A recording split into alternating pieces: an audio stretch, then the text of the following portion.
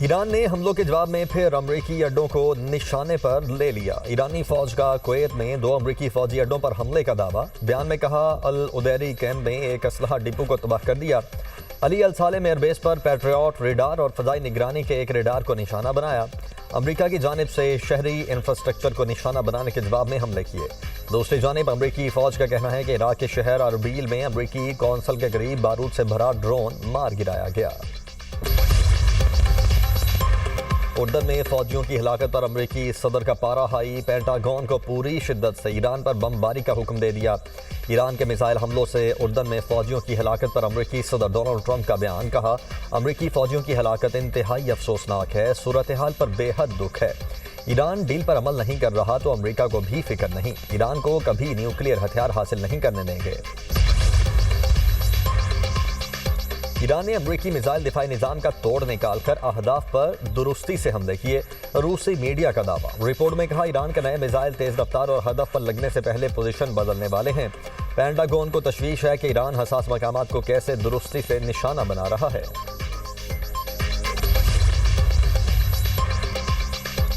امریکی صدر کے دستخط بے وقت اور بیکار ہیں۔ ایرانی سپریم لیڈر مجتبیٰ خامنئی کہتے ہیں امریکی وعدہ خلافیوں نے دستخط بے وقت ثابت کیے۔ امریکہ نے بار بار مفاہمتی یادداشت کی خلاف ورزیاں کی، امریکہ پر بھروسہ نہیں کر سکتے۔ غرور، خود پسندی اور خونخواری امریکی خصلت ہے۔ امریکہ نے پھر خود کو بے نقاب کیا۔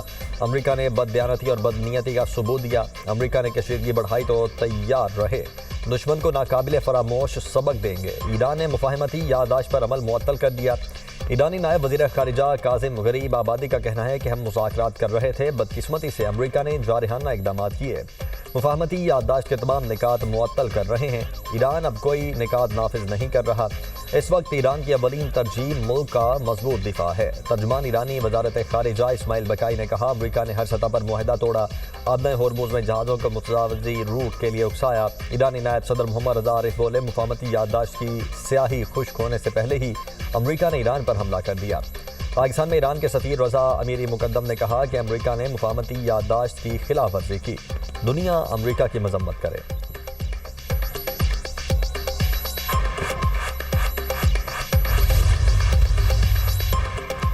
یورپی یونین اور خلیجی ممالک نے آبِ ہرمز پر کسی بھی غیر قانونی دعوے کو مسترد کر دیا۔ مشترکہ بیان میں آبِ ہرمز میں بین الاقوامی جہاز رانی پر اجازت نامے یا فیس کے نفاذ کی بھی مخالفت۔ یورپی یونین اور خلیجی ممالک کا ایران سے آبِ ہرمز غیر مشروط طور پر کھولنے کا مطالبہ۔ نائب وزیر اعظم اسحاق ڈار سے کویتی وزیر خارجہ کا ٹیلی فونک رابطہ۔ خطے کی تازہ ترین صورتحال پر تبادلہ خیال۔ کویتی وزیر خارجہ کا حملوں پر شدید تشویش کا اظہار۔ خطے میں مذاکرات کے فروغ اور استحکام کے لیے پاکستان کے کردار کو سراہا۔ کہا فریقین اسلام آباد ایم او یو پر مکمل عمل درآمد یقینی بنائیں۔ اسحاق ڈار کا کشیدگی میں فوری کمی کی ضرورت پر زور۔ دونوں رہنماؤں کا باہمی دلچسپی کے امور پر قریبی رابطے میں رہنے پر اتفاق۔ سانحہ زیارت میں شہید 7 پولیس اہلکاروں کی نماز جنازہ ادا کر دی گئی۔ نماز جنازہ کوئٹہ کے ایوب اسٹیڈیم میں ادا کی گئی۔ صوبائی وزراء، ارکان قومی اسمبلی اور اپوزیشن لیڈرز کی شرکت۔ سیاسی و قبائلی مائدین، پولیس افسران اور شہداء کے لواحقین نے بھی شرکت کی۔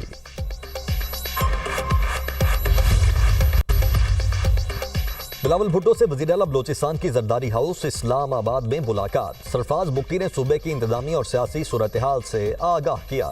وزیر اعلیٰ بلوچستان کی صوبے میں دہشت گردی کی حالیہ صورتحال پر بھی بریفنگ۔ سرفراز بگٹی نے کہا سانحہ زیارت کی تحقیقات کے لیے لواحقین کے مطالبے پر جوڈیشل کمیشن قائم کر دیا ہے۔ بلوچستان میں قیام امن کے حوالے سے عنقریب آل پارٹیز کانفرنس بلائی جائے گی۔ بلاول بھٹو نے دہشت گردی کی حالیہ لہر میں فوج، ایف سی اور پولیس کے شہداء کو خراج عقیدت پیش کیا۔ پی پی چیئرمین نے کہا بلوچستان کے سیاسی مسائل کا واحد حل مذاکرات ہیں، دہشت گردی کے خلاف سیسا پلائی دیوار کی طرح کھڑے رہیں گے۔ کشمیر کے معاملے پر ہم سب ایک ہیں، لندن میں بیٹھے کاٹھے کشمیری تقسیم نہ پھیلائیں۔ یہ لوگ 1952 سے وہاں بیٹھے ہیں، افواج پاکستان پر تنقید کرنے والوں کو پیسے دیتے ہیں۔ وزیر دفاع خواجہ آصف کا آزاد کشمیر انتخابات کے حوالے سے منعقدہ جلسے سے خطاب۔ کہا افواج پاکستان کے جوان قربانیاں دے رہے ہیں اور یہ لوگ کیسی زبان بول رہے ہیں۔ کشمیر کی خیر مانگیں، لندن میں بیٹھ کر تقسیم نہ پھیلائیں۔ پاک فوج کے جوان سیاچن کی پہاڑیوں سے لے کر نیلم وادی تک ملک کی حفاظت کر رہے ہیں۔ فوج کا جوان جب سینہ تان کر آپ کی سرزمین کی حفاظت کرے تو عزت ان کا حق ہے۔ बिल्ली थैले से बाहर आ गई। बानी पीटीआई की बहन नौरीन नियाजी के संगीन इल्जामात, मार के हक और पाक फौज के खिलाफ मुतनाज़ा और शर्मनाक बयान। बानी पीटीआई की बहन नौरीन नियाजी ने जाती मफादात के लिए सुर्ख लाइन उबूर कर ली। बानी पीटीआई की बहन नौरीन नियाजी ने यूट्यूब चैनल पर इंटरव्यू में इल्जाम लगाया कि मार के हक अफवाज पाकिस्तान और मोदी का गठजोड़ था। भारत ने इसराइल के कहने पर पाकिस्तान पर हमला करने से गुरेज किया क्योंकि पाकिस्तान इसराइल को तस्लीम करने जा रहा था। माहिरीन का कहना है नौरीन नियाजी की सोच और अल्फाज बानी पीटीआई के मखसूस बयानिए की अक्कासी करते हैं। बानी पीटीआई और उसकी बहनें जाती मफादात के लिए मुल्क की सालमियत को भी दांव पर लगा सकते हैं। रियासती इदारों के खिलाफ झूठा और इश्तियाल अंगेज मवाद फैलाने का इल्जाम, NCCIA ने नौरीन नियाजी को नोटिस जारी कर दिया। सोशल मीडिया बवाद से मुतल्लिक इंक्वायरी में तलब कर लिया। नौरीन नियाजी को 20 जुलाई को इस्लामाबाद में पेश होने की हिदायत। NCCIA का कहना है नौरीन नियाजी बयान रिकॉर्ड करवाने के लिए जाती हैसियत में पेश हों।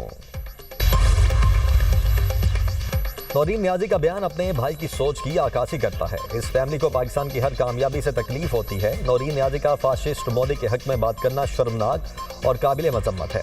पूरी दुनिया ने तस्लीम किया पाकिस्तान ने भारत को मार के हक में इबरतनाक शिकस्त दी। वज़ीर इत्तलात पंजाब अज़मा बुखारी कहती हैं पाक फौज की कामयाबियों पर पूरी कौम को फख्र है।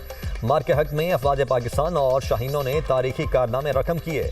बानी पीटीआई और उनकी फैमिली की तरफ से पाकिस्तान के लिए कभी कोई बेहतरी हो ही नहीं सकती।